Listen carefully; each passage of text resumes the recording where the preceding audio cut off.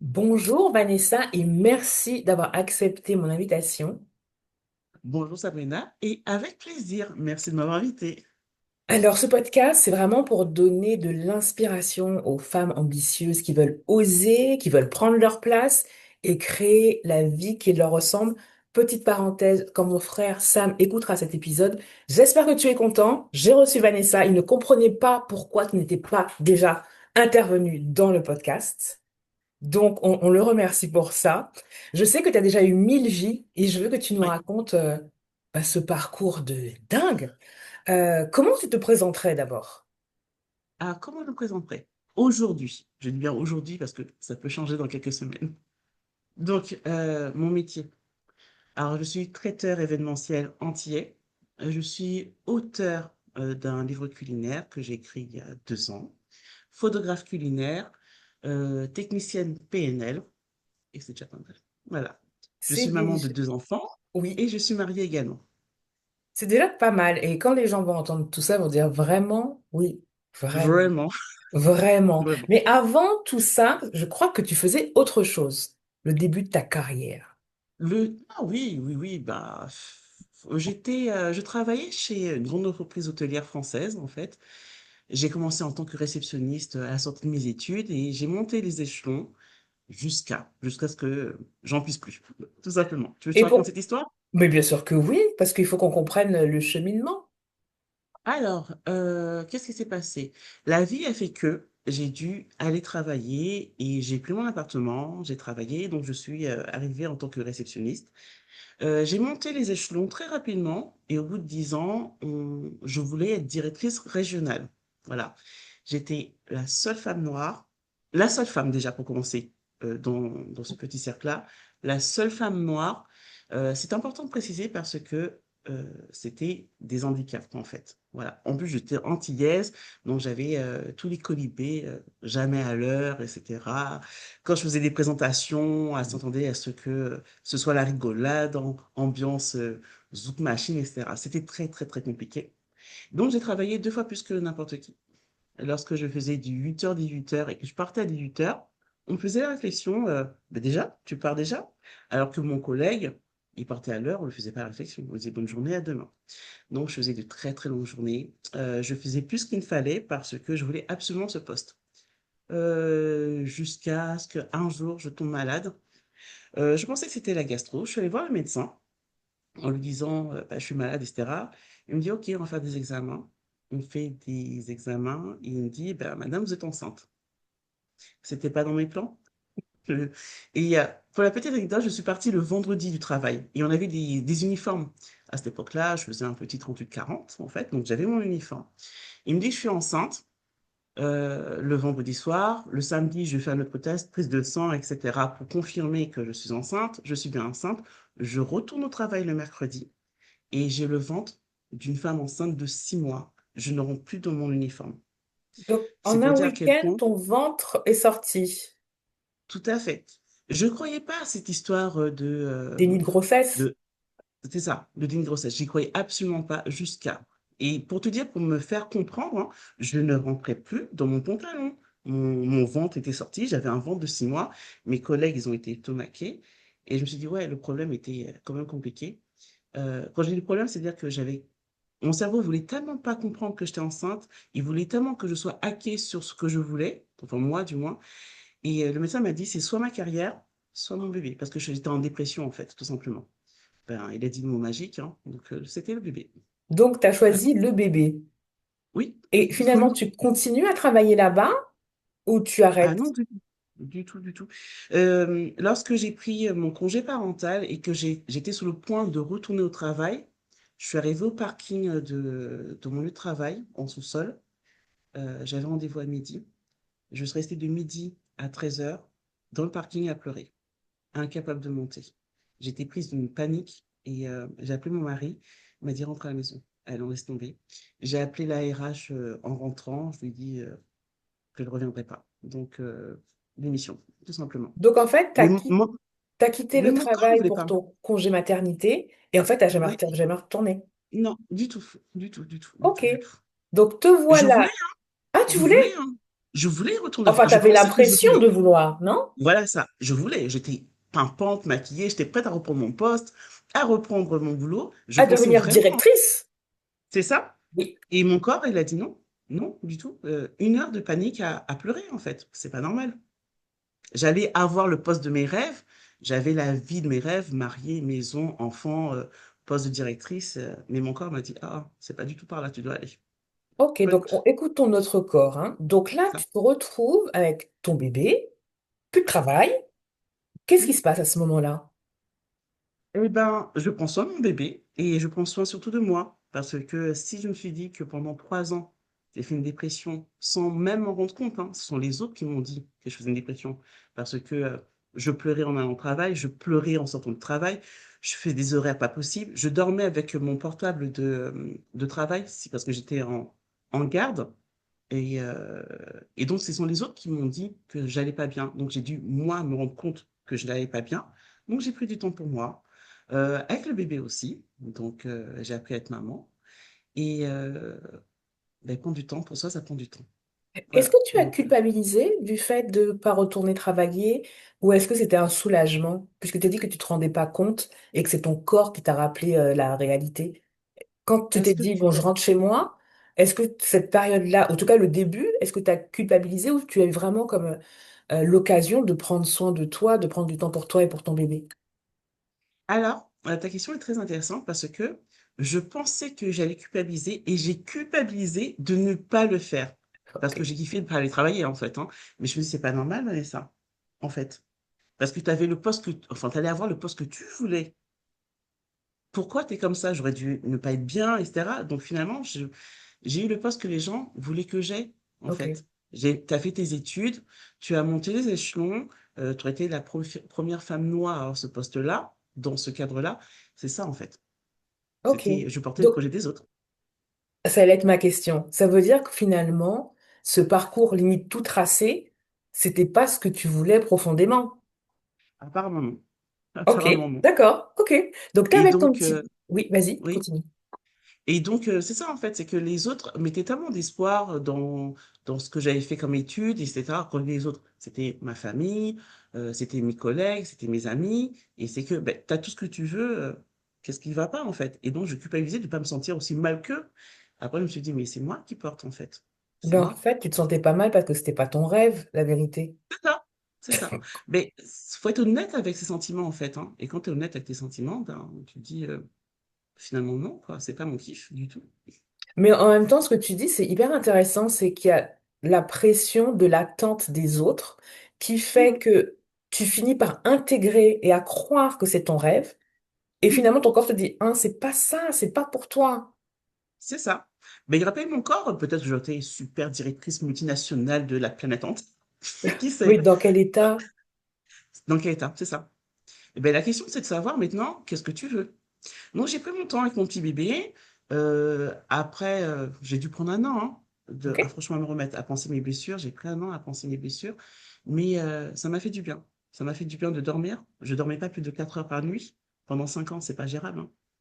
Euh, j'ai eu des répercussions, j'ai pris du poids parce que là, j'étais extrêmement mince à l'époque, en fait, parce que je mangeais pas. J'avais pas le temps de manger ou quoi que ce soit. J'ai pris du poids.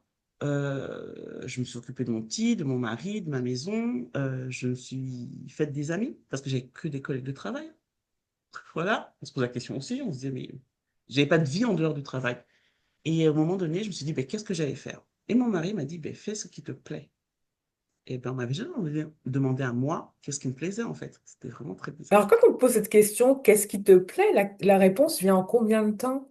Quand on s'est jamais posé la question et que on nous avait tracé une route, tu te retrouves avec ton bébé, ton mari te dit, alors fais ce qui te plaît, et la réponse vient comment? Ben, il est venu tout de suite et j'ai dit, mais moi, j'aime cuisiner. J'aime cuisiner. Mais c'est vrai, je cuisinais. Quand j'avais le temps, je cuisinais énormément. J'aime cuisiner. Je lui ai répondu ça. Mais je lui ai pas dit que c'est dans ça que je vais travailler. Je lui ai dit juste que j'aime cuisiner. Alors, je suis entrée dans une association antillaise, près de chez moi, où j'ai eu une autre vie que le travail, en fait, hein, donc une vie associative, et j'ai cuisiné. J'ai cuisiné énormément. On m'a dit que j'avais beaucoup de talent. On m'a dit c'était bon, j'ai commencé à cuisiner en association pour les mariages, les grandes fêtes, etc. Ils m'ont dit, mais Vanessa, faut que tu... C'est un Lance? bon, sauf que Mhm. on y va? On y va? Va dedans? J'ai dit, oh, ok, really, vraiment?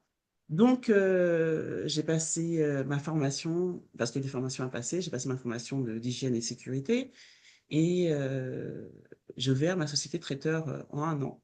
Et j'ai commencé dans les marchés. Voilà. Et D'accord. là, c'était la panique pour tout le monde. Vanessa, avec tous tes diplômes, etc., tu deviens vendeuse d'acra au marché. Qu'est-ce qui ne va pas chez toi? Machin, tu sais. Oh là là là Dégringolade là là. sociale, en fait. Ah non, c'était pas possible. Ok. Parce Tu qu'en fait, sais, on te voyait directrice c'est d'un ça, complexe hôtelier et toi, tu vas vendre tes trucs au marché. c'est ça, c'est Ok. ça. Donc, Ok. je suis passée de tailleur talon à jogging basket au marché.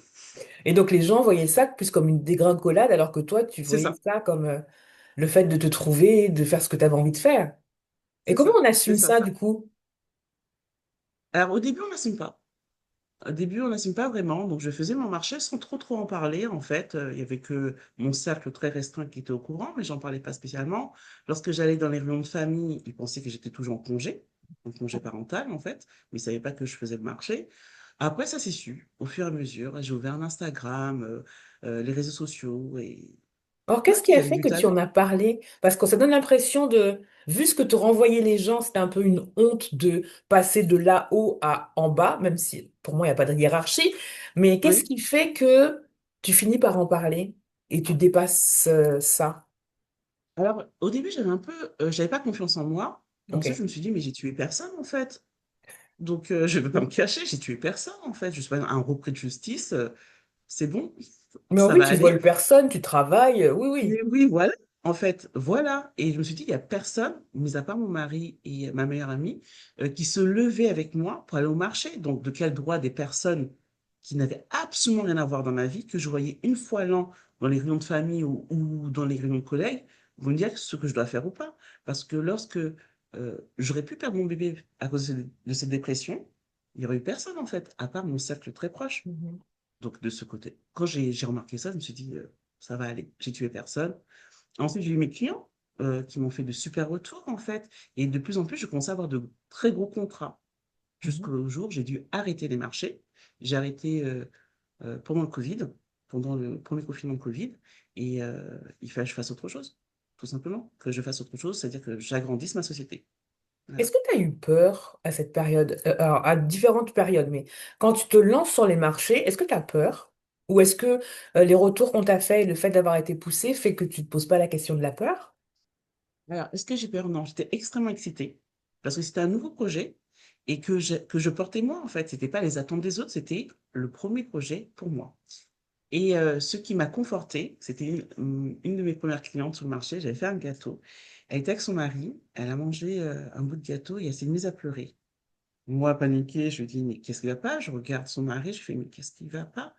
Et elle arrive entre deux bouchées, elle arrive entre deux bouchées à dire, ça me rappelle ma grand-mère. J'ai dit, oh! Oh. Donc je dis, est-ce Et que j'ai eu la les larmes aux dame yeux. m'a fait un truc tellement mauvais qu'elle se met à pleurer? Non, Mais moi, je elle lui savais rappelle pas le ce gâteau qui de se sa passait, grand-mère. en fait. C'est la première fois qu'on pleure d'émotion quand on mange, mais ma famille, mes amis sont habitués, en fait. Et donc là, c'était la première critique positive de quelqu'un que je ne connaissais pas, qui n'avait aucune, euh, comment dire, elle avait, elle avait pas à me faire plaisir ou pas en me disant Ouais, elle n'a c'était beau aucun ou pas lien beau, avec etc. toi, oui, bien sûr. Exactement. Et elle s'est mise à pleurer. Et elle m'a dit que j'avais fait penser à sa grand-mère. Ça faisait 20 ans qu'elle n'était pas retournée aux Antilles. Et elle m'a dit que le Mont Blanc, c'était le Mont Blanc de sa grand-mère. Je me suis dit, jackpot, j'ai tout gagné en fait. Parce que c'était Ok. exactement ça. Alors, je n'en ai pas parlé, mais j'ai un lien très fort avec les femmes de ma famille, mes grands-mères particulièrement, qui m'ont transmis plein de choses. Et la cuisine en faisait partie. Et quand j'ai écrit ce livre de cuisine, c'était pour moi un hommage pour elle. Quand j'ai repris, quand j'ai fait le marché et quand j'ai commencé à faire des événements, au-delà du fait de faire des événements, c'était de transmettre le culinaire entier, en fait. Voilà. Et t'as Donc, eu peur quand tu passes du marché à traiteur, parce que c'est pas la même chose? Ou est-ce que les ah, choses s'enchaînent si fluidement qu'il n'y a pas de peur? Ça s'est fait sans mal, vraiment. C'était l'extension logique, en fait, parce que j'arrivais plus à répondre aux commandes. Alors, au début, ça se passait comment? C'est que j'étais au marché, les clients venaient au marché pour me dire, ben, j'ai un événement, bon, tel jour. Donc, j'avais un petit calepin où je notais les événements. Euh, mais j'ai dû me professionnaliser, en fait. Non, ça s'est fait vraiment très, très naturellement. Et le Covid m'a beaucoup aidé, entre guillemets, c'est-à-dire qu'on ne pouvait plus rien faire. On Il n'y ne a pouvait plus de pas se restaurants rencontrer. ouverts en plus. C'est ça. Et donc, ça a explosé à ce moment-là. Donc le Voilà, Covid a été une excellente nouvelle pour ton business. pour le business. Oui. Ok. Voilà, les gens ne pouvaient pas sortir. Donc, moi, j'étais autorisée à sortir et à livrer. Donc, je livrais et je laissais le plat devant la porte des gens. Et on courait, on reculait. Et voilà. Et ensuite, il y a eu des événements qui étaient que dans le cocon familial. Donc, les gens ne pouvaient plus aller au restaurant. Ils ne pouvaient pas louer de salle pour les mariages, etc. Et donc, oui, ça a été à ce moment-là où c'était une explosion. Et j'ai décidé d'arrêter le marché aussi. Et comment ça se passe, L'explosion cette du marché. expérience de traiteur alors?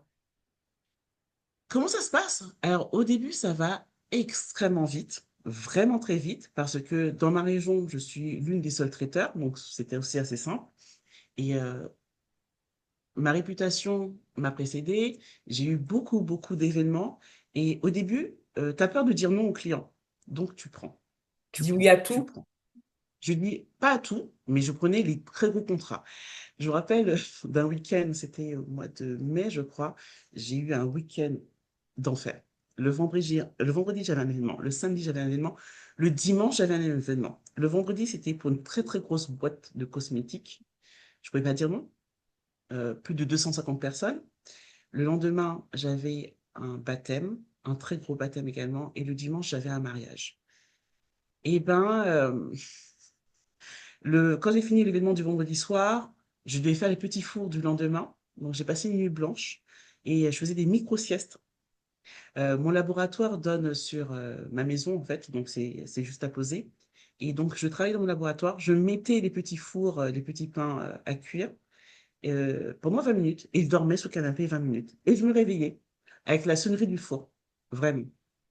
Quelle Et vie! je me suis dit, là, c'est dingue. Pourquoi tu lèves les yeux au Non, ciel? parce que je me Oui, dis, c'est mais dingue. dans quelle vie on fait des siestes de la durée de la cuisson de ces petits fours, quoi? Ouais, je sais pas. Je Et sais comment pas. tu sors de ce week-end? Qu'est-ce que tu te dis? Parce que d'un côté, tu dis que ce sont des gros événements, donc au niveau de ton CA, ça doit être très sympathique, mais au niveau physique, vous êtes combien à travailler là sur ce week-end, par exemple? Le vendredi, on était 6. En cuisine? Le... Non, en cuisine, j'étais Ok. toute seule, toute seule. En cuisine, j'étais toute seule. Mais on était 6 sur l'événement. Le samedi, on était 6 également sur l'événement, mais je suis toute seule en cuisine également. Et le dimanche, seule en cuisine, et on était également 6 sur l'événement. Avec le recul, tu penses quoi de cette période? Folle, une période Non, folle, mais folle, c'était la complètement folie, inconsciente. trop bien, ou folle, est-ce que je suis pas un peu zinzin de faire ça? Inconsciente, j'étais complètement Ok, inconsciente. ok. J'étais complètement inconsciente. Mais tu sais, j'étais aussi dans l'histoire de montrer aux gens que j'étais capable. Qu'on m'a traité, parce que j'étais bien, me traiter, hein, c'était une insulte, hein, de vendeuse d'Accra, c'était pas pour me dire, non, c'était vraiment une insulte. Donc, quand on m'a dit ça, me dire, regarde ce que j'ai construit. Et j'ai construit une super entreprise. Jusqu'au moment où je me dis, Vanessa, tu retournes dans tes travers, c'est-à-dire de tout donner, Dans le tout, tout, travail. tout cramer dans le travail, en fait, de brûler la chandelle par les deux bouts. Oui, je suis arrivée à ce point-là aussi. Voilà, et me faire réveiller par le timer de mon four pour des petits pains, je me suis dit, c'est compliqué là, Vanessa, tu commences à devenir compliqué, ça Mais commence à tu devenir t'es compliqué. rendu compte de ça à ce moment-là ou c'est avec le recul? Ou c'est Avec le là où tu recul. t'es dit, wow, qu'est-ce qui se passe? Avec le recul. Alors là où je me suis rendu compte de ça, donc plusieurs années, des années se passent, hein, c'est quand je fais un superbe chiffre d'affaires que ma comptable, parce que mon entreprise grandit, j'embauche une comptable, une équipe, etc. Elle me dit, super Vanessa, tu as pété tous les chiffres, etc. Elle me dit ça et je me mets à pleurer. Mais si tu as pété tous les chiffres, pourquoi tu pleures? Mais parce que, OK, j'ai pété tous les chiffres là où on m'attendait pas, en fait. Parce qu'on dit qu'une entreprise, parce que je suis passée de micro-entreprise à société, on dit qu'une société prend 3 à 5 ans à faire ce chiffre d'affaires. Je l'ai fait en 1 an et demi, Ok. toute seule, toute seule. J'ai Mais embauché des tu extras, devrais faire etc. péter le champagne du coup. Non, parce que, OK, j'ai fait un superbe chiffre d'affaires, Mais à quel prix? Je dormais plus, je voyais pas mes amis, je ne voyais pas mes enfants. Noël, à 18 h, j'étais au lit, hein. Je dormais, je passais pas le réveillon avec ma famille, hein. J'étais claquée parce que je m'étais amusée à faire toute l'Île-de-France, à livrer pour les prestations. 18 h, je dormais, on me réveillait à 23h50 pour me dire joyeux Noël. Ça fait mal, en fait. Mes enfants, je voyais bien qu'ils étaient, ils comprenaient tout à fait, mais maman n'était pas là au repas de Noël. Euh, je partais pas en vacances parce que les mariages, c'est Ben, juin, c'est juillet, août. l'été. Ah ben non, moi j'étais dans les mariages en fait. Euh, et ensuite, moi je ne partais pas en vacances non plus. Donc tout l'argent que j'avais fait m'a servi à quoi au final? Voilà. Il m'a servi à quoi? J'en ai pas profité. Et donc je me suis dit, c'est pas cette vie-là que je veux non plus. Bon, c'était quoi Voilà. la vie que tu voulais du coup? T'as fait quoi? T'as été moins traiteur? Quelle décision tu as pris? Ah oui, moins traiteur. Je me suis dit, faire un super chiffre d'affaires, mais finalement, j'en profite pas, ça sert absolument à rien. Et à un moment donné, je suis tombée sur un livre de Maya Angelou, et elle a dit, c'était quoi le succès? Elle a dit, le succès, alors je l'ai noté pour ne pas dire de bêtises, elle a dit, c'est de nous aimer nous-mêmes. Assurément, je m'aime. Voilà. Elle a dit, c'était aimer ce que l'on fait. Je me suis dit, j'aime, mais c'est compliqué. Et elle En a fait, mais dit, t'aimais ce c'est que tu aimer, faisais, mais peut-être pas les conditions. c'est Cuisiner, ça. t'aimais, mais c'est tout Oui, le... Ok. c'est ça. Et elle a dit, aimer comment on le fait. Et là, je me dis, ah waouh, pas du tout. Je n'aime pas du tout la façon dont je le fais. J'ai deux garçons et ben, ils grandissaient et j'avais envie de faire des choses avec eux. En fait, le plus grand à 18 ans, il va peut-être bientôt quitter la maison. Donc, je veux faire des trucs chouettes avec lui. Et avec ma famille, voyager, etc. Donc, je me suis dit, allez, une baisse d'activité d'au moins 50%. La première année, j'ai arrêté les mariages. Ok. J'ai pu partir en vacances l'été. C'était Ah oui, chouette. tu découvrais une autre vie en fait. Oui, oui, oui, tout à fait. Donc, j'ai pu partir en vacances l'été, profiter de ma maison aussi. Ensuite, j'ai commencé à réduire mes clients, en fait, certains clients, et je commençais à choisir mes clients. Donc, mon service traiteur tourne toujours. Je fais beaucoup moins de chiffre d'affaires, mais je vis et je suis vraiment très contente. Et Et c'est t'as un pas choix. eu peur quand t'as fait ce choix, avoir moins de clients, ça veut dire avoir moins de CA, et t'as pas eu peur financièrement que de pas t'en sortir? Non, parce La fille que n'a jamais peur. non, Non. mais non, non, parce que en fait, oui, mon service traiteur faisait beaucoup, générait beaucoup. Bon, après, doucement, doucement. Ok, beaucoup de chiffre d'affaires, mais beaucoup de charges aussi, hein. Mhm. Voilà, donc c'est pas tout l'argent qui est dans ma poche, absolument pas. Une partie, je laisse. Bon, on passe le commentaire. Mais c'est ce que je voulais en fait. Je voulais quoi? Faire que des chiffres d'affaires, que des chiffres d'affaires, que des chiffres d'affaires, et ne pas en profiter, ça a un non-sens, vraiment. C'est vraiment un non-sens. Du moment que j'ai arrêté les mariages l'été, eh ben, j'ai pu partir en vacances l'été, profiter de ma famille et de mes amis. Je pouvais bruncher avec les copines, au moins une fois par mois.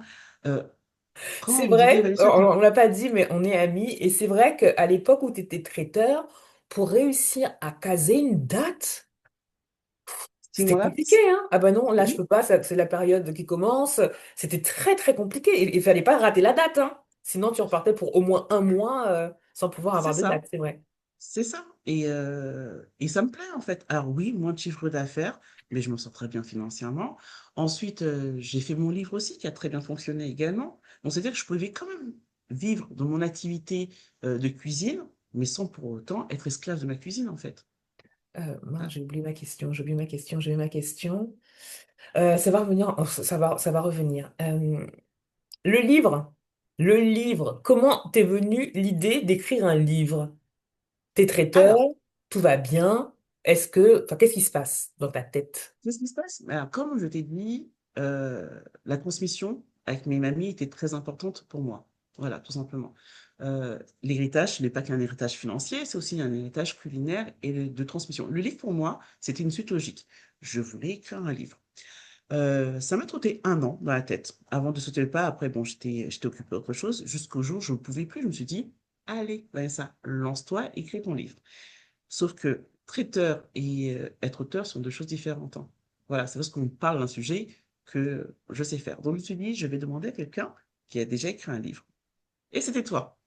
Et tu m'as accompagné, même si pour toi, c'était pas évident au début, tu n'avais pas vraiment compris ce que je te demandais. Non, non, mais la vérité, j'avais rien compris. Moi, je crois que tu voulais des conseils. Et effectivement, le fait d'avoir eu mon livre et avoir... Ce qui me fait te dire oui, c'est que j'ai envie que tu connaisses cette fierté-là. Parce que je l'ai connue et je me dis, ouais, trop bien, il faut qu'elle connaisse aussi. Je vais lui donner des conseils.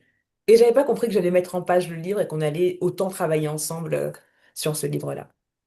C'est ça. Donc, je te fais une demande fin décembre, il me semble. Et la troisième semaine de janvier, on dit, bingo, on part pour écrire ce livre. Donc, moi, je voulais vraiment, vraiment, vraiment, c'était une transmission pour ma famille, pour mes amis. Et je me suis dit, si j'ai autant de clients qui me disent, Vanessa, ce que tu fais, c'est bon. C'est que je dois pas être mauvaise, en fait, hein. Vas-y, lance-toi. T'as rien à perdre. Go. Et on part pour 9 mois à écrire ce livre. Une aventure. Et là, ce que tu oublies, c'est que on se rend compte des coûts et tu te rends compte qu'un photographe culinaire, ça coûte de l'argent et tu te formes. C'est ça. C'est ça. Mais en fait, c'était deux bécanes sans frein. Oui, on va faire un projet, mais finalement, c'est une réalité financière, un livre, en fait. Il faut une graphiste, il faut une photographe culinaire, il faut l'imprimer. Enfin, il y a plein de choses à faire. Et donc, oui, je me suis dit, un photographe culinaire, ça coûte cher. J'aime bien la photographie culinaire. Je me forme. Je me forme, je paye. Je crois que j'ai fait 2 formations payantes. C'était dingue. Vraiment, c'était dingue parce que c'était extrêmement costaud comme formation. Je crois que j'avais 3 heures de formation tous les 2 jours. Enfin bref, c'était extrêmement lourd. Et je sors quand même diplômée. Et je fais toutes les photos de mon livre. Toi, tu as fait la photo de la couverture, je crois. Oui. Et les photos de Ouais. toi aussi. Est-ce que Oui, ça, et on la a failli photo de... prendre des photos d'humains?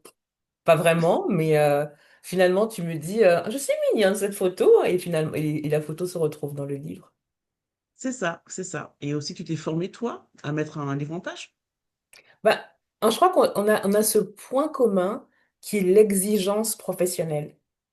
On Oui. voulait pas un truc à moitié cauchy. Même quand tu devais recevoir le livre et qu'on l'avait mis en page, je me suis dit, si le truc est de travers, je gâche le rêve de la fille. Et ouais, je crois qu'un de nos points communs, c'est ça, c'est l'exigence professionnelle. On veut pas que quelqu'un ait des reproches à nous faire sur notre travail. Donc, je me suis Franchement, je pourrais formée mourir pour faire pour ça ça. carré, carré, quoi. Ah, je pourrais mourir pour ça. On me dit, Vanessa, ton truc est chelou, Vanessa, t'as mal fait, etc. L'erreur est possible, hein, mais je répare mon erreur. Si un client, par exemple, me disait ce qui n'est pas arrivé, ton gâteau n'est pas bon, ok, je te le refais, mais pas, ah bah, tant pis, vous avez payé, etc. Absolument pas. La satisfaction client, c'est un truc, pour te dire, même aujourd'hui, hein, mon activité, je l'ai réduite de 50%, mais j'ai encore autant de demandes qu'avant, parce que ben, mon activité m'a précédé. Bref, pour revenir sur le livre, ben, je reçois ce livre et il est magnifique. Sans aucune prétention, j'ai pas à rougir de livres qui ont été édités dans de grandes maisons d'édition. Les photos, elles sont belles, la qualité du papier, elle est magnifique, le livre, il est beau, et je vends mes 400 livres. Je vends mes 400 Comment livres tu t'es sentie sans quand tu as grosse ouvert ce promotion. carton, toi? Comment? Quand tu reçois le livre, quelle émotion tu as quand tu vois ton livre? Tu es en train d'ouvrir ton Je carton? suis fière comme un coq, mais vraiment, je suis d'une fierté, c'est hallucinant. Les gens vont dire peut-être qu'on exagère, Non. c'est que du papier, etc. C'est la somme, non seulement c'est la somme de tout le travail réalisé, parce qu'il y a eu 9 mois de travail intense, hein. Il n'y avait pas un jour où on n'était pas au téléphone ensemble, ou en visio ensemble, où on ne travaillait pas. 9 mois intenses. C'est la concrétisation, c'est la matérialisation des recettes de mes mamies, en fait. Donc, à l'époque, il y en avait une qui était déjà décédée. Donc, je suis très, très émue. Maintenant, la seconde, elle est partie aussi. Et je me dis, j'ai eu le temps de dire à la seconde que j'ai écrit un livre. Elle a eu le temps de le voir. Euh, Elle a eu le temps de me dire qu'elle était fière de moi. Euh, Quand je reçois ce livre, franchement, je... les gens vont dire c'est de la mise en scène, mais j'ai pleuré. J'ai Mais pleuré non. comme si c'était un bébé, en fait. J'ai pleuré. J'ai Mais tu pleuré. sais, quand on m'avait dit un livre, c'est un peu comme un bébé, je dis, ok, j'ai eu deux enfants, je sais ce que c'est avoir un bébé, ça n'a rien à voir, c'est un projet. Et en fait, c'est vraiment ça. Le truc et cette histoire de fierté, je trouve qu'on vit pas très souvent cette émotion-là, d'être hyper fier de nous. C'est plus que de la joie, c'est vraiment tout le temps que j'ai mis, toute l'énergie que j'ai mis, l'argent que j'ai mis. Voilà, Voilà, c'est vraiment ça. Et ça, comme tu dis, c'est la concrétisation de tout ça. Et non, c'est pas exagéré. Moi, j'ai ressenti exactement la même chose. Et je crois que c'est pour ça que je continue d'accompagner les femmes. C'est que cette émotion-là, il faut qu'un maximum de femmes le vivent parce que moi, je l'ai vécu nulle part ailleurs. Eh ben, je le souhaite à toutes les femmes qui ont un projet de livre, d'avoir, en fait, de le concrétiser parce que la fierté de ça, c'est. J'ai déjà été Incomparable. fière dans ma vie, hein. J'ai déjà été fière, mais je crois pas que j'ai été aussi fière. Et je parle pas des enfants, etc. Ça n'a absolument rien à voir. Je parle d'un projet qui est né de moi, que j'ai vu grandir et que il a été fait de A à Z, en fait, façonné de A à Z.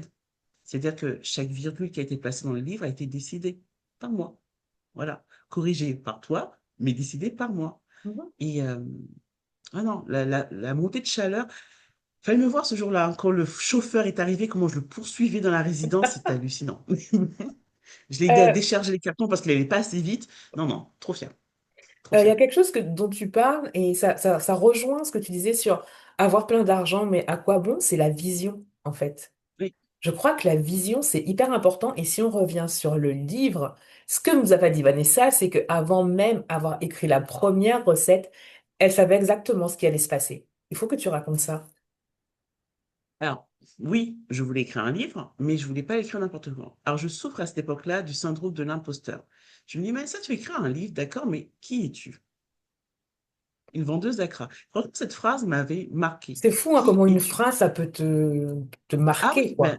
elle m'a accompagnée longtemps, cette phrase. Qui es-tu? Une vendeuse d'acra.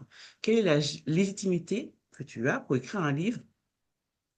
Et c'était vraiment très compliqué de dealer avec ça, parce qu'il y avait ce que j'ai envie et ce que je pouvais faire. Alors, je me suis dit, Vanessa, comment tu pourrais te sentir bien pour écrire ce livre?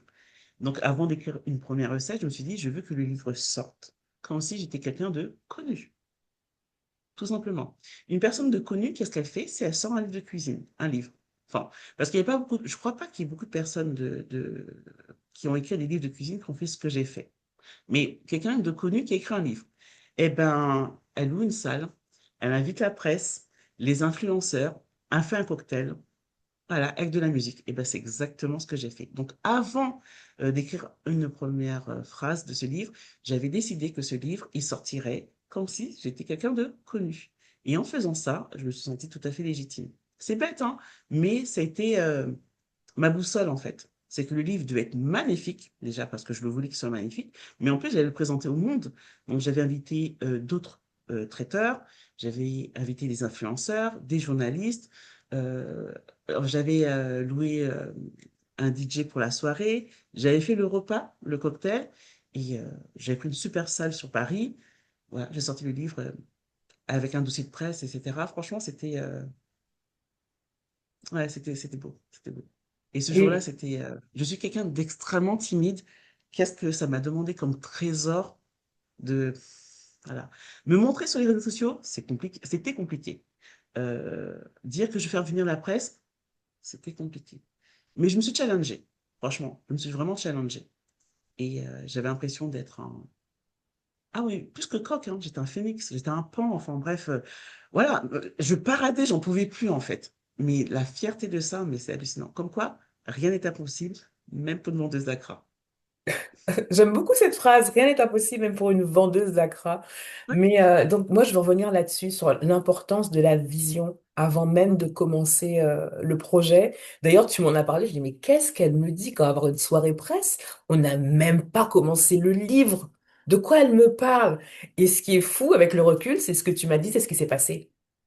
T'as eu la exactement. vision, mais t'es passé à l'action, quoi. T'as pas fait que rêver ta soirée. C'est qu'après, il y a eu des actions de mener, on a fait notre propre planning, et ça aussi, on se rejoint sur le côté organisé. Si on veut que le livre soit sorti le 23 novembre, voilà ce qu'on doit faire dès février, Si on quoi. adopte ça. Oui, oui, j'ai retenu, mais bien sûr que oui, mais est-ce que j'ai oublié une étape de ce livre? Parce que on raconte ça d'une manière très légère, mais faire un livre, ça demande de soi. Parce que Oui, t'es pas, ce que t'as pas dit, c'est que tu t'es pas arrêté d'être traiteur pour faire un livre, hein. C'est que tu avais absolument pas. encore tes prestations de traiteur. Moi aussi, j'avais mes programmes de mon côté. On s'est pas arrêté. C'est qu'on a Et t'as inclus pas ça dans dit, notre... t'étais aussi en traitement. Oui, et c'est vrai que, oh oui, parce que faire un livre, c'était pas assez compliqué. Donc, en juillet, effectivement, on me diagnostique ce cancer du sein. Et toi, tu me dis, Sabrina, on arrête. Ah, arrêtons, tu vas prendre soin de toi. Je fais, ouais, hors de question. Et vraiment, je crois que ce livre m'a maintenue du bon côté de la vie. Ok, je Mm. suis en chimio, mais enfin, je vais être en chimio, il va y avoir la mastectomie, mais il peut pas y avoir que ça dans ma vie.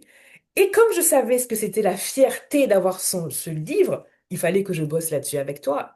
Et je pense vraiment, si tu avais dit on arrête ou je ne travaille plus avec toi, je pense que j'aurais pas vécu cette année de la même manière. Le livre m'a permis de rester dans la vie et d'avoir ce projet-là. Ça a été vraiment salvateur, je pense, hein, vraiment, vraiment. Franchement, c'était une année folle. Et je vais rebondir sur deux choses. Alors, sur la première, sur la vision, effectivement, pour savoir, enfin, notre corps avance là où nos yeux regardent. Donc, il faut avoir une vision, effectivement. Donc, en ce qui me concerne, je savais exactement la décoration que je voulais pour cette salle. Je savais exactement le menu que j'allais proposer. Donc, des menus du livre, bien évidemment. Je savais ma tenue avant même que le livre soit écrit. Et quand on veut quelque chose, il faut une vision. On ne peut pas juste dire, on verra quand l'inspiration me tombe. Ça marche pas toujours comme ça. Pour quelques personnes, peut-être, mais pas pour toutes. Donc, la vision est importante. L'autre chose, c'est d'être bien accompagnée. Toute seule, aussi courageuse que je peux être, aussi déterminée que je peux être, je ne sais pas si j'aurais fait le livre toute seule. De toute façon, j'ai pas essayé de le faire toute seule. Je savais déjà que je te voulais à mes côtés. Ça a été confirmé. Franchement, tu as eu une année très compliquée, à savoir que tu as été diagnostiquée et opérée, hein. Tu n'as pas juste pris des médicaments, il y a eu aussi une opération très très lourde. Et que malgré ça, tu as dit on y va. Le livre a été un succès. Euh, et quand tu me dis que ça t'a maintenu du bon côté de la vie aussi, je me suis dit, il faut être bien entouré, vraiment. Il faut être extrêmement bien entouré et c'est important aussi. Donc à toutes les filles, hein, toutes les femmes qui veulent écrire un livre, etc., je pense qu'il n'y a pas meilleure personne que toi, vraiment. Et je ne Oh, dis pas c'est ça gentil. parce que mon livre est un succès, mais c'est vraiment ce que j'ai vu en fait. Il y a qui apprend qu'il y a un cancer, qui dit, OK, je pars en voyage avec toi parce qu'on ne l'a pas dit ça aussi, on est parti Non, mais les filles démarcher étaient des déterminées, maisons. hein, parce qu'il fallait que ton livre soit aux Antilles. Donc, on est parti avec le C'est ça, dossier de presse aux Antilles. On a fait le tour des librairies, des Fnac. Oui, oui. c'est ça. Et ça faisait 10 jours que tu venais d'apprendre que tu avais un cancer, en fait, hein. Qui aurait dit, allez, je laisse mes enfants, mon mari, je viens d'apprendre que j'ai un cancer, on verra ça plus tard, on part quand même. Si franchement, c'est pas être investi, je sais pas ce que c'est. Voilà. Franchement, ça, c'est une très belle carte de visite, parce que si c'est pas être investi, je ne sais pas ce que c'est. Moi, je suis pas convaincu que j'aurais fait tout ça, vraiment. On ne Donc, le rien que pour saura ça, merci. jamais. On ne le saura jamais. Mais Mais en tout cas, merci. Je veux te dire merci pour ça, parce que, je dis, j'étais fière comme un coq. Ça m'a réconciliée avec mon image aussi.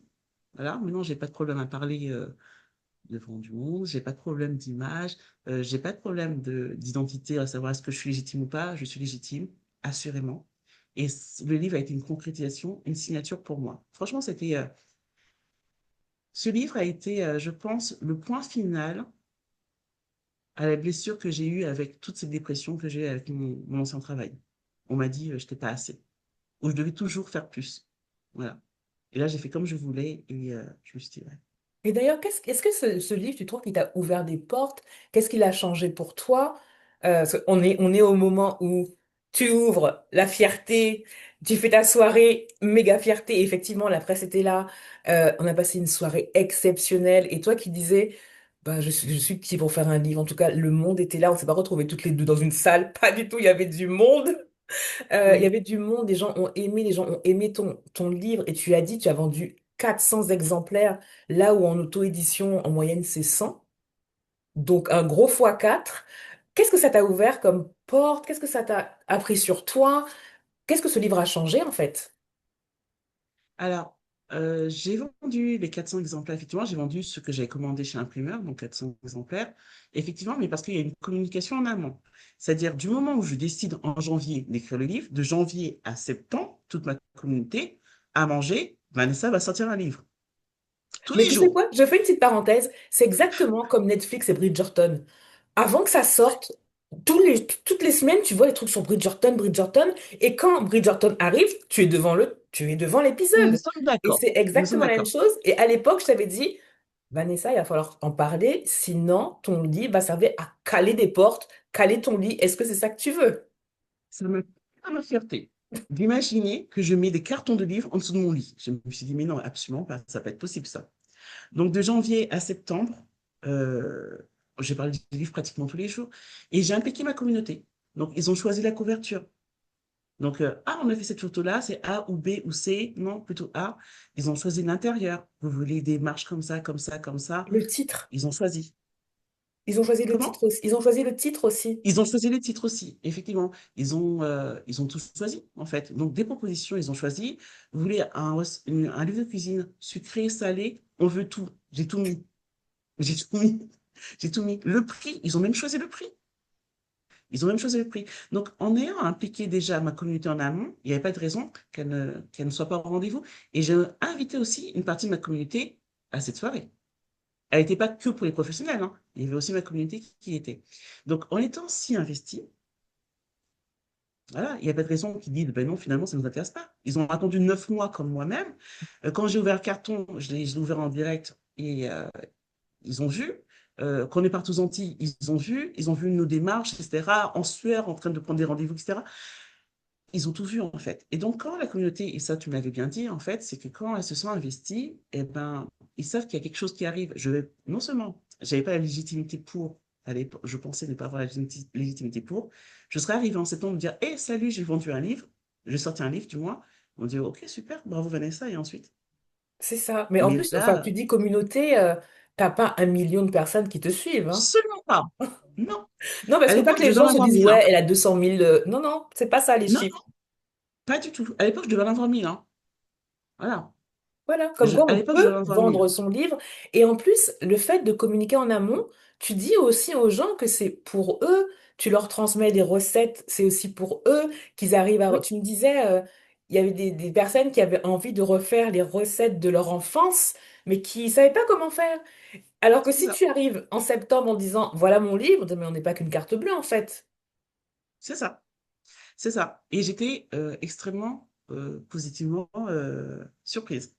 Parce que je ne pensais pas, justement, petite entrepreneur, avec 1000 followers seulement, que j'aurais vendu autant de livres. Et j'ai vendu plus de livres que certaines personnes qui ont 300 000, 400 000, hein. Mais moi, je connais des gens avec des Euh, grosses communautés qui n'ont pas vendu parce qu'elles sont arrivées, comme tu dis, à la fin en disant, hé, la communauté, j'ai un livre. Le livre était magnifique, hein.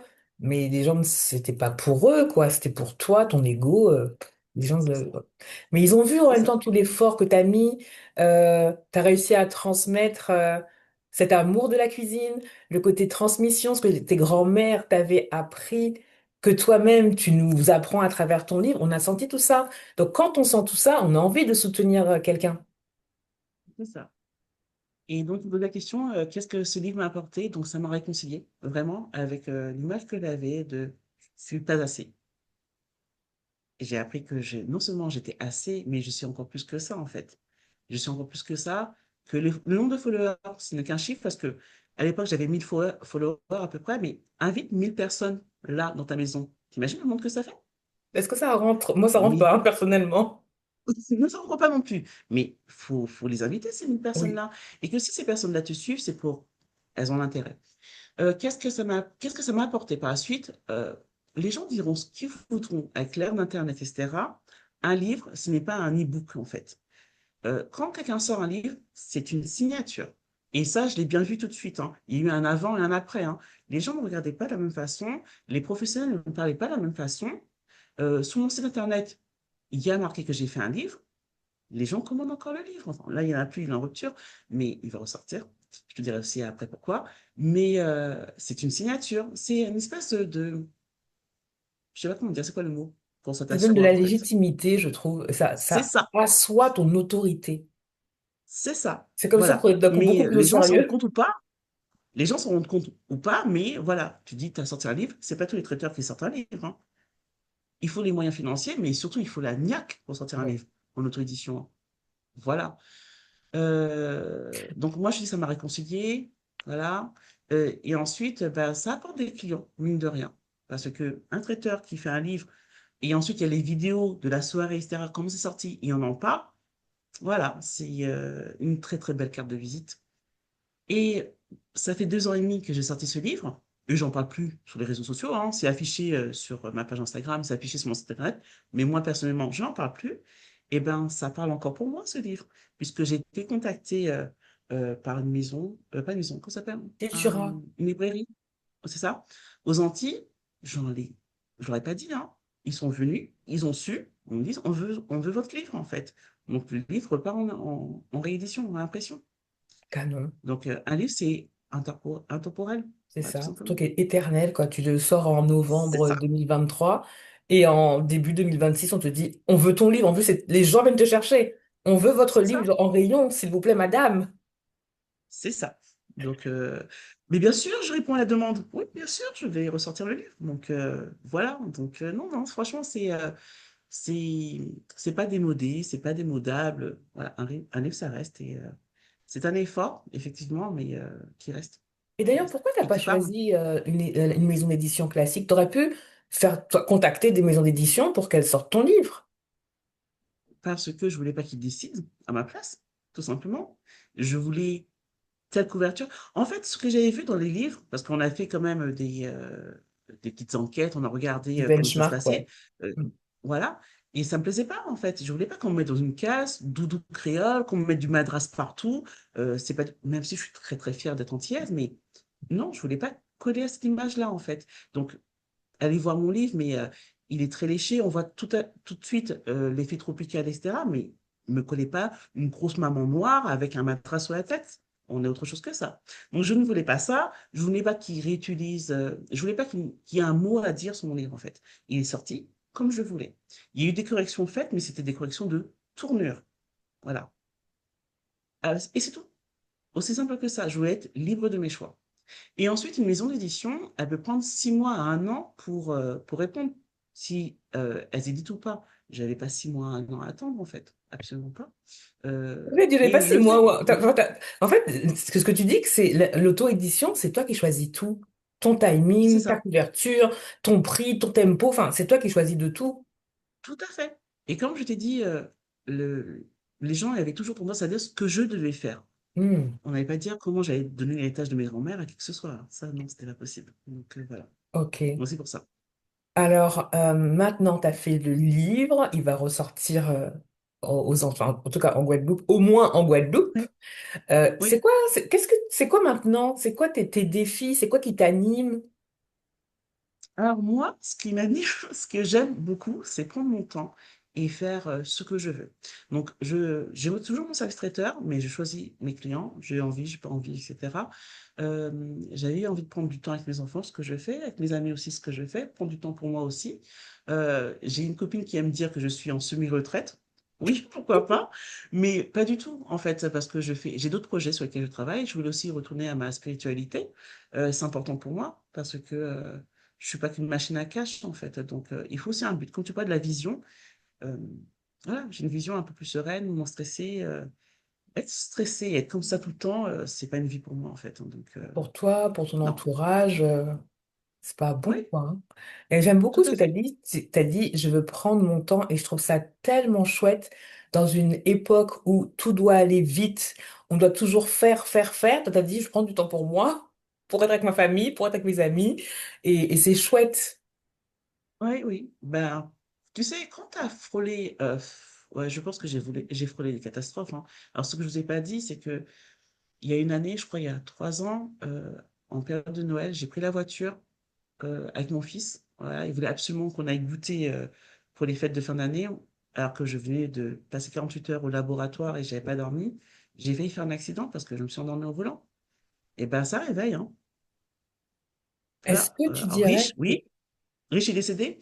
Non, ça ne le fait pas. Oui, Non, de non, ça ne le fait pas. toute façon, quand même, mettre tous tes billets dans ton cercueil, ça va pas servir à grand-chose, hein. Et est-ce que tu Voilà. dirais que ces expériences t'ont donné une sorte de vision de la vie tellement plus importante que l'argent que tu peux gagner? Oui, tout à fait. Tu sais, alors, je parle surtout de mon dernier parce que mon grand, il fait ses études ailleurs, donc il rentre pas tout le temps à la maison.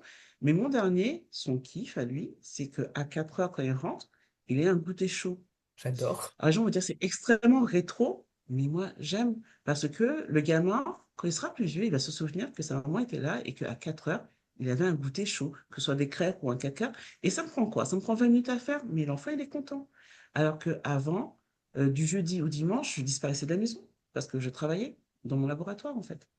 C'est Donc marrant. non, ça me fait plaisir, ça me fait plaisir et ça me va en fait. Et je vis très très bien. Je vis vraiment très bien. C'est hyper important ce que tu dis là. Dans mon programme Sereine, en ce moment, je leur dis beaucoup, qu'est-ce que vous allez laisser à vos enfants comme souvenir? Ou quand vous allez... Alors moi, comme effectivement, il y a eu cette histoire de cancer, enfin, je réfléchis beaucoup à la mort, au sens de la vie, de qu'est-ce que je vais faire avec le temps qui me reste, parce que j'ai bien conscience que c'est hyper précieux. Et je me dis, à la fin de ma vie, ou à la fin de nos vies, qu'est-ce qu'on veut laisser à nos enfants, à nos familles comme souvenir? Est-ce qu'on veut, maman était toujours en train de travailler? Ou maman a fait des... Alors, je prends beaucoup cet exemple en ce moment. Les robinets à la maison étaient propres. Je ne sais pas qui va dire ça à la fin de nos vies, ou est-ce qu'on a envie de créer des souvenirs avec nos enfants? Et je crois que c'est ça le plus important. Qu'ils nous voient C'est ça, kiffer ce qu'on fait. Je crois que c'est important de tout leur à fait. montrer un modèle d'épanouissement et qui n'est pas dans la course à l'argent ou la course permanente, quoi. C'est ça. Mes enfants, ils m'ont vu énormément travailler. Je travaille encore, hein. Ils m'ont vu énormément travailler. Donc, ils ont compris euh, que des fois, il faut donner un coup de pédale. Mais ils m'ont vu aussi prendre du temps, c'est important. Ils m'ont vu faire des choix difficiles, hein. Qui renonce à une grosse société qui fait plein de sous pour rester avec ses enfants, Et leur faire des pour 4 pouvoir quarts kiffer? à 4 heures. S'il te plaît. Oui. S'il te plaît. Voilà. S'il te plaît. Et voilà. Et je leur explique hein, toutes ces étapes, hein. J'ai décidé de moins travailler pour rester avec vous. Pour moi aussi, hein. Il n'y a pas que pour les gamins. Pour moi aussi, hein. Des fois, je fais la grasse matinée, mais c'est quel plaisir, en fait. C'est quel plaisir. Un truc que je ne faisais pas, hein. Et tu peux témoigner, hein. Euh, J'allais me coucher, tout le monde entier allait se coucher, mais moi, j'étais encore debout dans mon laboratoire. Le monde entier se levait, j'étais encore debout. Je n'avais pas encore dormi. Et c'est ça, la vision est importante, de savoir qu'est-ce qu'on veut. Et comme j'aime dire, on meurt chaque jour. Chaque jour, ça nous rapproche un peu plus de la mort. Qu'est-ce que tu décides de faire? Mais c'est pas qu'une manière de D'accord? dire, on a l'air de dire ça d'une manière, mais c'est vraiment ça. Qu'est-ce que vous décidez de faire du temps que vous avez? Parce qu'on a l'impression d'être éternel, mais pas du tout en fait. Ça peut s'arrêter demain, ça peut Ah s'arrêter non. dans une semaine. Les trucs de on verra. Non, non, les gars, ça peut s'arrêter demain. Donc, qu'est-ce que tu fais du temps que tu as? Il faut être extrêmement intentionnel et personnellement, je le suis tous les jours. Chaque soir, je me couche avec gratitude pour ma journée, que j'ai fait des choses extraordinaires ou pas du tout. Je me lève avec gratitude et je pose attention de qu'est-ce que je vais faire de ma journée en fait. Je ne gaspille pas le temps. Je choisis les personnes avec qui je passe du temps. Je choisis mes amis. J'en ai pas énormément, mais ce que j'ai me convient tout à fait. Je choisis mes clients. Alors on va me dire, ouais, tu te la racontes. Oui, oui, oui, je choisis mes clients. Si j'ai pas envie d'un truc, tu peux avoir des millions. Si j'ai pas envie de faire ton événement, je le ferai pas. Parce que soit il me convient pas, soit c'est trop de temps. Enfin bref, je choisis mes clients. Je choisis en fait. Et c'est extrêmement un luxe de pouvoir choisir en fait et de ne pas subir sa vie. J'ai passé la moitié de ma vie à subir ma vie. Et donc la seconde partie et les autres, j'espère que je suis côtière, hein, je choisis. Mais c'est pas, enfin, pour moi, dire je choisis mes clients, ça fait partie aussi de ta vision. Comment tu te vois Mm. travailler? Euh, ouais, quelles sont tes limites? Qu'est-ce que tu acceptes plus? C'est hyper important. Et plus tu vas être aligné là-dessus, plus ça va être cool la vie, quoi. En tout cas, moi, je la kiffe pour le moment. Et Donc, pas subi. et tu peux aussi. Oui, mais tu peux aussi en témoigner. Je suis beaucoup moins stressée. Voilà, on est amis et tu m'as vu en fait. Je pouvais plus en fait. Et j'étais comme ça, j'étais énervée tout le temps en fait parce que je gérais plus en fait, hein. Donc, non, non, je suis vraiment très contente de ce que j'ai choisi. C'était difficile. C'était extrêmement difficile parce que les gens ne vont pas comprendre. Ils comprennent pas. Enfin, certains ne comprennent pas. Il y en a maintenant qui me voient aujourd'hui qui comprennent pourquoi j'ai fait ce choix. Mais c'était difficile par rapport au regard des autres. Mais encore une fois, qui vit avec moi? Et si quelqu'un nous écoute là, quel conseil tu pourrais lui donner pour s'extraire du regard des autres? Parce que beaucoup de mes clientes ou de personnes avec qui je parle n'osent pas parce que qu'est-ce qu'on va en dire? Qu'est-ce que ma mère va en dire? Qu'est-ce que Internet va en dire? Qu'est-ce que les gens vont en dire? Comment on fait pour s'extraire de ça? Moi, le truc qui m'a fait tilt, c'est le jour de mon enterrement. je suis morte, voilà, le jour de mon enterrement, la vie va continuer. C'est-à-dire qu'on m'a enterré, les gens vont retourner à leur truc. Et moi, qu'est-ce qui me reste? Quels sont tes regrets? Quels sont tes regrets? Est-ce que tu es satisfaite? Tu meurs aujourd'hui, tu es satisfaite de ta vie? Est-ce que tu as écrit le livre que tu voulais écrire? Est-ce que tu as monté le projet que tu voulais monter? Est-ce que tu as démissionné de là où tu voulais démissionner? Est-ce que tu as postulé pour le poste que tu voulais? Est-ce que tu es satisfaite? Alors, c'est pas utopique en fait, c'est pas utopique de vouloir mener la vie qu'on veut, en fait. Si on peut, on se donne les moyens, en fait. Donc, oui, j'ai conscience qu'il y a des personnes qui n'ont pas du tout le choix, il n'y a pas de problème. Mais moi, j'ai le choix. Voilà. Demain, je meurs, est-ce que je suis satisfaite? Absolument. Mes enfants savent que j'ai pris du temps pour eux et que je les aime. Mon mari également. J'ai fait plusieurs sociétés à succès, vraiment. J'ai écrit le livre de mes rêves et j'ai rendu gratitude pour mes aïeux parce que j'ai transmis ce qu'ils m'ont transmis, avec amour, assurément. J'ai des amis formidables qui me considèrent que je considère. Demain, je meurs, je suis extrêmement satisfaite. Est-ce que tout le monde peut dire ça? Je ne suis pas convaincue, mais en tout cas, moi, j'ai choisi. Voilà. Je suis pas sûre qu'on n'ait pas tous le choix. Alors, de tout changer du jour au lendemain, peut-être pas, mais Non, qu'est-ce qu'on peut faire aujourd'hui avec intention pour se rapprocher de la personne qu'on veut être, de la vie qu'on veut mener? Si on a envie de faire un tour du monde, peut-être qu'on pourrait commencer par dire quel pays on veut faire, dans quel sens on veut le faire, et de poser des vraies actions, en fait, pour c'est accéder à ça. ça. Mais tu sais, une vie extraordinaire, c'est pas forcément devenir milliardaire, d'avoir une Ferrari, hein. Il y en a qui veulent juste avoir du temps, passer du temps avec leurs enfants. Et Mhm. pour eux, c'est ça la belle vie, en fait. Et ben, c'est OK, en fait. En fait, l'image des autres n'est pas forcément notre image, en fait. Comme je t'ai dit, euh, les gens me voyaient directrice et j'avais pris cette image-là pour moi, pour dire c'est ça que je veux faire. Mais non, en fait, c'est pas ce que je voulais faire, en fait. Pas du tout. Donc après, il faut être extrêmement honnête avec soi-même, hein. Ça, c'est difficile. Mais tu as Ce serait raison, du cette regard des autres. histoire de vie de rêve, on n'a pas du tout, enfin, personne n'a la même C'est ça. vision de la vie de rêve. Pour moi, comme tu dis, aller chercher mes enfants à 4 heures, j'adore ça. Et l'entrepreneuriat me permet ça. Si à 15 heures, j'ai envie d'arrêter de me talir et chercher mes enfants, moi, je veux ça, aller les chercher à l'école, aller les ramener, et ça n'a rien d'extraordinaire. Et je pense que pour d'autres, c'est même très chiant. Mais dans Oui, ma vie mais de oui. rêve, il y a ça, quoi. Eh ben, c'est pour ça qu'il faut être extrêmement honnête avec soi-même. Qu'est-ce que tu veux vraiment? Au-delà du regard, on va dire, oh, toi, tu vas chercher tes enfants à 15 heures, au final, c'est nul, être femme au foyer, etc. Mais tu dis, non, je suis femme entrepreneur et j'ai le temps et je choisis. Qui a le luxe de choisir son temps? Qui? C'est Très ça. peu de personnes, en fait. C'est Et de exactement. vivre aussi, hein. On travaille. Je travaille toujours, tu travailles aussi. On travaille, en fait. Voilà, mais on travaille autrement. Et ça, c'est notre vie de rêve. Voilà, mais il faut être extrêmement honnête, hein. On meurt tous les jours et il faut se demander est-ce qu'on est satisfaite de notre vie. Après, j'en ai tout à fait conscience, tout le monde euh, ne peut pas changer du jour au lendemain. Mais pour ceux qui ont la possibilité, quel est le premier pas qui te Exact. mène vers ce que tu as envie de faire? Tu veux écrire un livre, parce qu'on parle de ça par exemple. Eh ben, est-ce que tu as contacté la personne qui pourrait t'aider?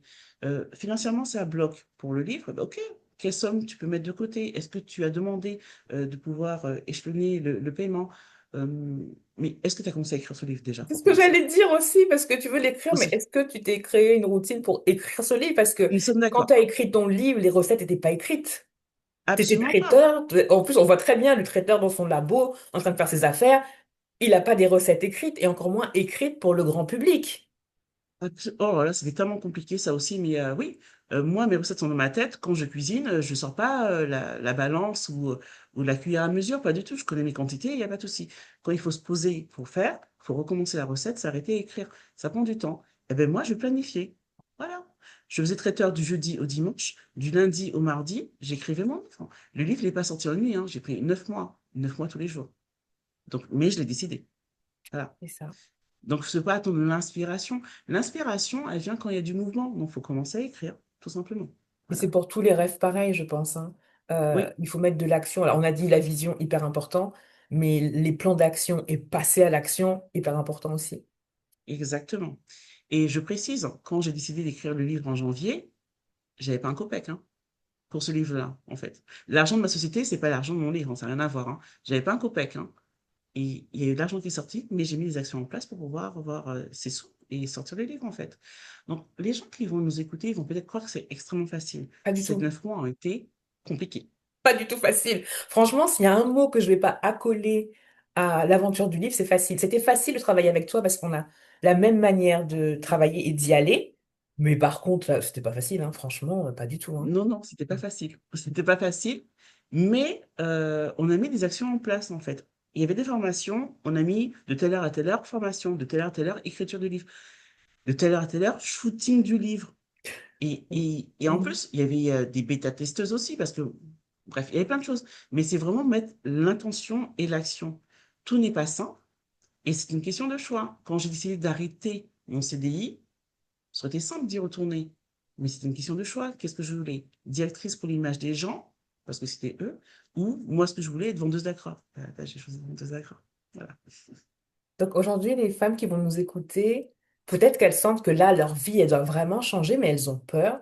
Elles ont peut-être peur de perdre de l'argent, peur de décevoir, comme quand toi, tu es devenue vendeuse d'Accra, peur de recommencer à zéro. Qu'est-ce que tu leur dirais?